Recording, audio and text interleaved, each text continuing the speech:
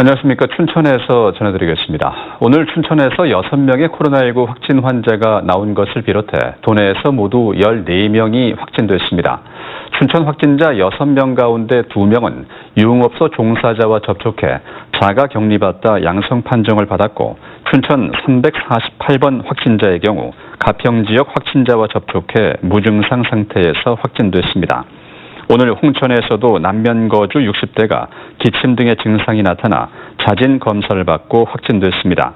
또 원주에서 4명, 횡성과 동해, 강릉에서 각각 1명씩 확진 판정을 받으면서 도내 전체 누적 확진자는 3,226명으로 집계됐습니다.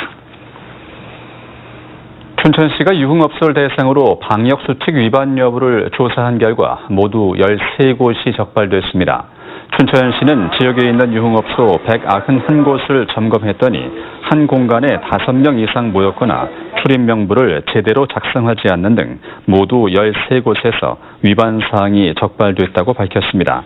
지금까지 춘천의 유흥업소 관련 확진자는 40명으로 손님 16명과 접객원 12명, N차 감염자는 9명입니다.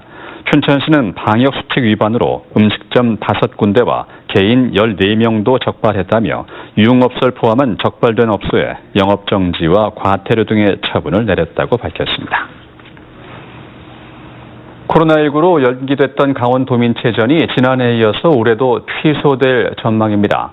강원도체육회는 최근 양양군이 올해 하반기에 개최할 예정이던 제56회 강원도민체육대회와 제14회 강원도 장애인 생활체육대회를 취소해달라고 요청했다고 밝혔습니다. 양양군은 코로나19 확진자 발생이 잦아들지 않는 상황에서 대회를 열 경우 선수들과 도민들의 안전을 보장하기 어렵다는 판단에 따라 취소를 요청했습니다. 도체육회는 7월 중 이사회를 열어 대회 취소 여부를 최종 결정할 방침입니다. 농지를 사놓고 경작하지 않는 소유자에 대한 청문 절차가 오는 25일 춘천시 농업기술센터에서 열립니다. 춘천시에 따르면 경작되지 않는 농지는 220필지 10만 4천여 제곱미터로 이들 농지의 소유지는 141명으로 나타났습니다. 소면이 111명으로 가장 많았고 남면이 4명, 남산면 1명 등입니다. 춘천시는 청문 절차를 거쳐 처분 의무 대상으로 결정되면 1년 안에 반드시 농지를 팔아야 한다며 만약 매각하지 않으면 매년 공시지가의 20%에 달하는 이행강제금이 부과된다고 밝혔습니다.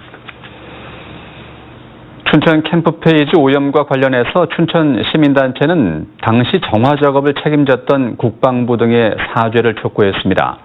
범시민대책위원회는 오염물질이 기준치의 최대 47배 검출된 것은 충격적이라며 2010년에 있었던 환경부의 오염조사와 국방부의 정화 작업이 주먹구구로 이루어졌다는 증거라고 주장했습니다. 또 춘천시가 오염덩어리 부지를 1,700억 원을 들여 매입하는 등 막대한 피해를 입었다며 강도 높게 비판했습니다.